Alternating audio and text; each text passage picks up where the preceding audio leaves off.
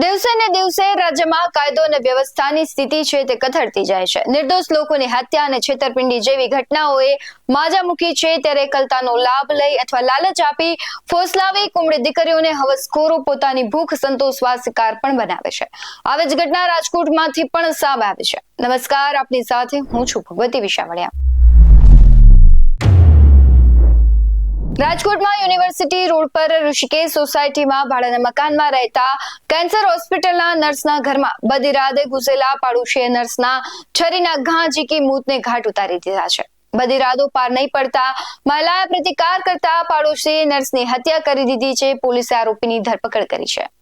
વિગતે વાત કરીએ તો ઋષિકેશ સોસાયટીમાં રહેતા અને સૌરાષ્ટ્ર કેન્સર હોસ્પિટલમાં નર્સ તરીકે ફરજ બજાવતા ચોલાબેન ત્રિભુવનદાસ પટેલ, જેમની ઉંમર 53 વર્ષ છે, તે સોમવારે રાત્રે 1:30 વાગ્યાના અરસામાં પોતાના ઘરે હતા. ત્યારે તેમના ઘરમાંથી માથાકૂટનો અવાજ બહાર આવવા લાગ્યો અને પાડોશમાં રહેતા લોકો એકઠા થયા.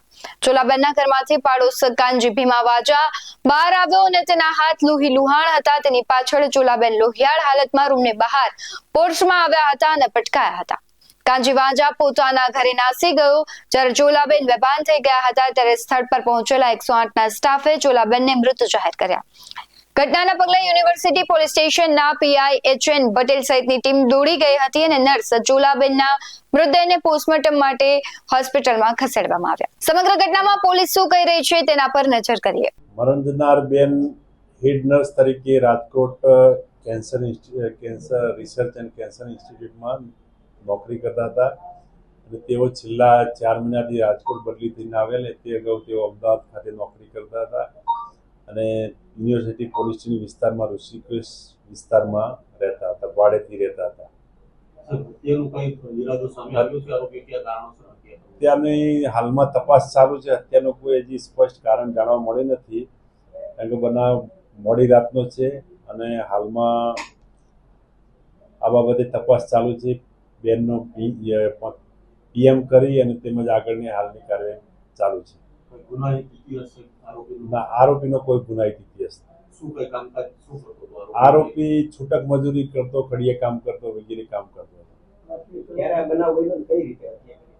ગઈકાલે રાત્રે 13 તારીખના રાત્રે 12 વાગ્યા પછી બનાવ બનેલો છે અને છરીથી હુમલો થયા બાદ મરણ જનાર બેન મરી ગયેલ છે. દુષ્કર્મનો પણ આરોપ લગાવ્યો. હાલમાં એ હજી તપાસ ચાલુ છે. આરોપીને તેમજ જે આજુબાજુના નિવેદનો મેળવીને તપાસ કરી એના પછી ચોક્કસ મરણ જનારનો જે કેમ મરણ ગયો કે કેમ માર્યા તે બાબતે ચોક્કસ કારણ તપાસમાં આવશે. પ્રાથમિક કારણ કયું છે બહાર આવ્યું? કારણ કે પાછળ જ આરોપી રહેતો હતો ને એક જ દિવાલ હતી.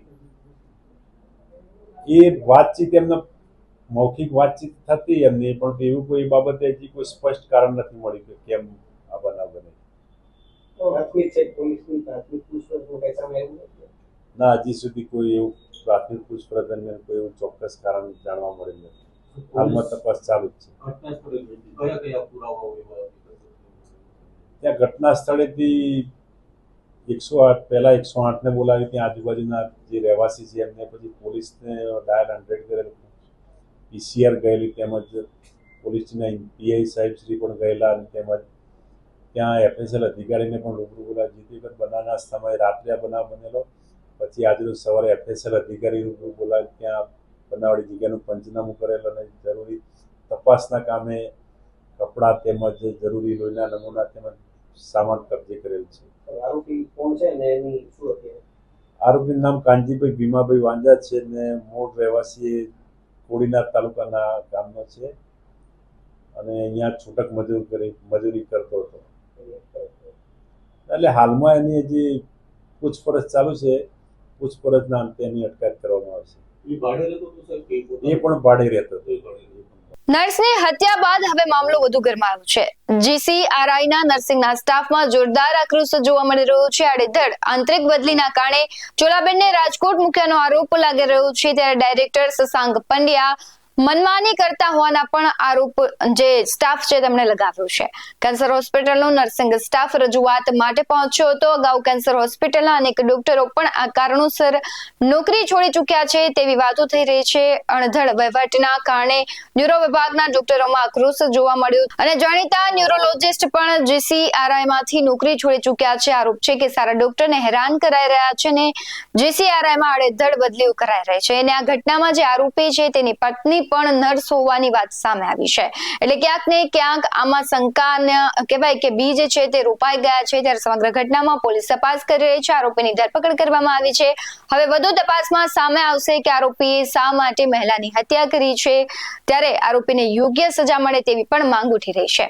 આ મુદ્દે આપનું શું કહેવું છે કમેન્ટ કરી જરૂરથી જણાવજો. આવા જ વધુ અહેવાલો સાથે ફરી મળતા રહીશું. તમે અમારી YouTube ચેનલને સબસ્ક્રાઇબ કરવાનું અને Facebook અને Instagram પર ફોલો કરવાનું ભૂલશો નહીં. બાકી આવનારી અપડેટ્સ મેળવવા માટે જોતા રહો BS9 TV ન્યૂઝ. નમસ્કાર.